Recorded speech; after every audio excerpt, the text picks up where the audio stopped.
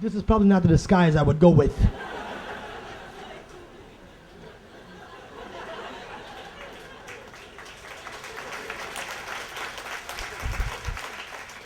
Doesn't exactly keep me under the radar. No, but it's true, man. Of course, everybody's real nice to me once the plane safely lands. Right? Then they're just looking over, smiling, like.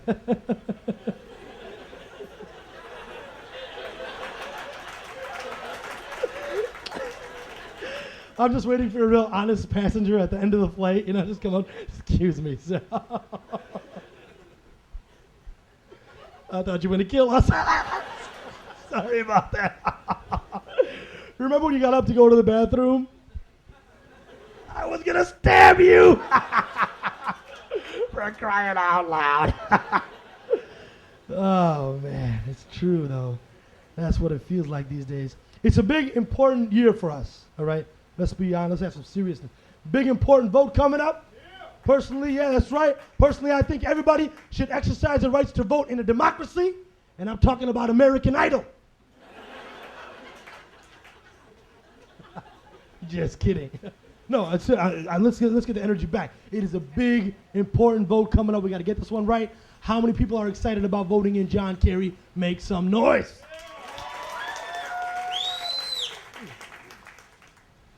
That's interesting. Let me ask that question another way. How many people in this room are excited about voting out George W. Bush? Make some noise.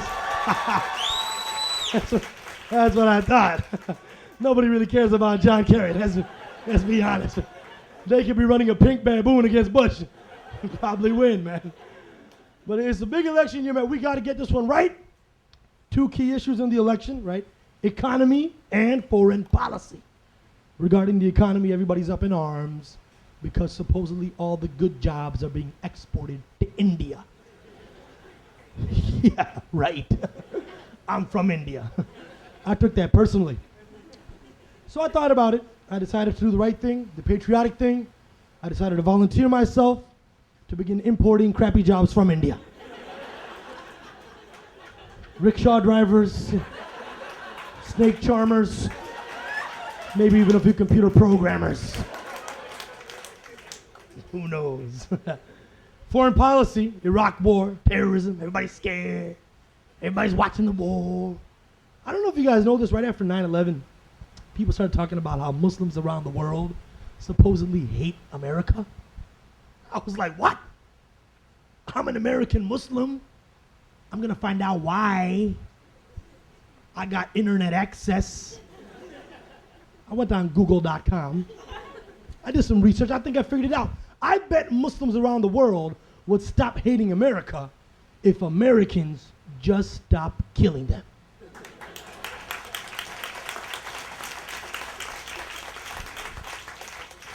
I don't know for sure, it's just a theory.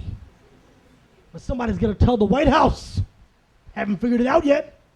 I mean, think about it. This has got to be a very awkward conversation. If you're the leader of some Arab nation, you're like, yes, hello, Mr. Bush. Ahlan wa sahlan. كيف الحال يا جورجي? Listen, I want to talk to you. بس يعني I want to tell you, we love America. We love everything about you. We love to watch your Hollywood movie. #1 show in Middle East is Baywatch. No, really, it is. We love to drink your Coca-Cola and your Pepsi and eat your McDonald's Big Mac. We love to drive your big SUV, especially the Hummer. But we have one little problem. Stop killing us. Hello? Mr. Bush? Ya Georgie? He hung up. Let's burn some flags. That's all they ever do, man. Burn a flag, have a riot. Which I don't even understand, because Muslim countries just got to turn around and remanufacture them anyway. Chinese Muslims.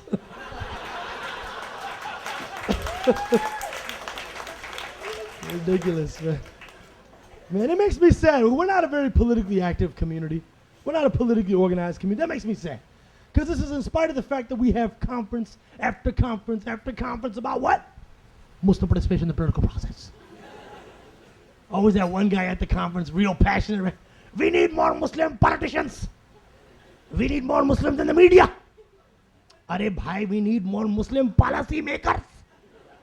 What about you, uncle? You have 3 sons. What do they do? MashaAllah, they're all doctors.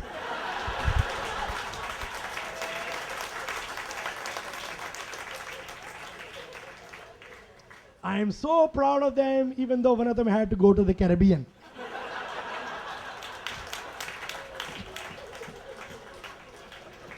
Oh, man. But truthfully, we're not a politically organized community. Nobody seems to care about politics in the Muslim community. That really does make me sad. Because I feel that we as Muslims living in the West should be excited to exercise our rights to vote in a democracy. Because I don't know if you guys know this. There's still a lot of Muslim countries that have kings. What is this, the 15th century? Actually, it is according to the Islamic calendar. That's a good point. That's a good point, yeah. But nevertheless, can you imagine living in a country where they choose the leader based on who his daddy was?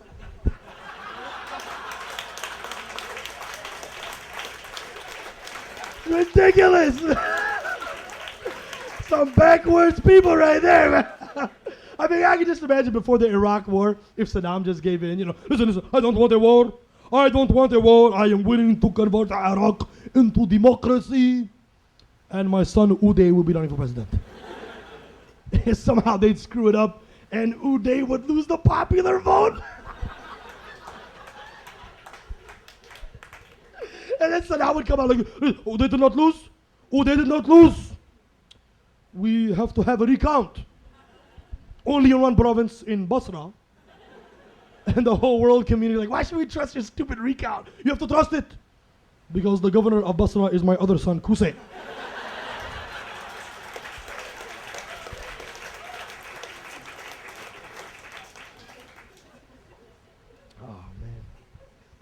We have to deal with all these things these days, man. The community is growing. It's a big community. Part of the reason is because people keep converting to Islam. Give it up for the converts, ladies and gentlemen. That is a beautiful, beautiful thing, man. All these Muslims have these little convert projects going on. They got that good friend who they're hoping. He's got MP, Muslim potential. I have a friend like that. I'm always talking about religion. One day he's like, hey, listen, dude. I'm totally not interested in organized religion. So I said, great, become a Muslim. We're the most disorganized people on earth. You'll be right at home, brother. No, but it's tough, man. When you convert to Islam, that's got to be tough, man. You think about it, right? Your whole life changes. Everything about it. I heard of a brother a couple months in who was like, man, you sure this thing is called Islam?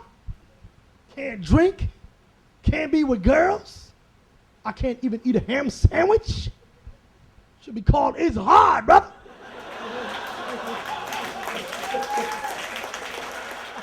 Hey, thank you guys very much. My name is Azhar Usman. You guys are a great crowd. Enjoy the rest of the show. Assalamu alaikum.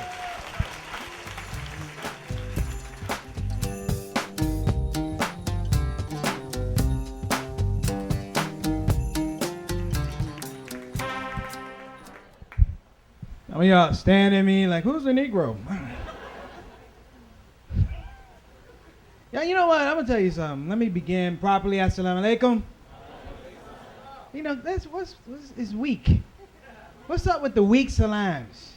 Assalamu alaikum. I can't stand weak Muslims. Some of us are still suffering from 9/11itis. You gotta let it go, people. Let it go. 9/11 was 3 years ago. You got Muslims still worried about it. For real, you can't change it. And think about it, man. 9/11 was 3 years ago. You couldn't even tell a Muslim a knock-knock joke. You ever try? Like, hey, brother, knock-knock. Don't answer it!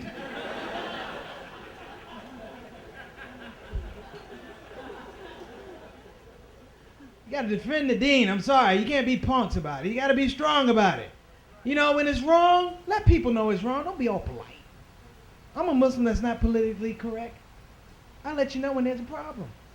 I'm gonna be honest. Does this bother you? Or maybe this bothers me. Does it bother you that all the experts these days on Islam are not Muslim? You see them at the airport? Coming through, guys like, I gotta search your bag. I'm like, knock yourself out. He opened the bag up. He's like, what's that green book? Now, in my defense, I had my Quran in the bag. But I didn't have the travel Quran. I had the big green one. You know what I'm talking about. You know, you read a couple ayats, listen a little ways. You know what I'm talking about, right? Dude was like, what is that? I was like, it's my Quran. He was like, you mind if I take a look? I said, knock yourself out. He opened the book up. He said, oh my God, what's that written in? I said, Braille. Even though he went to touch it. I was like,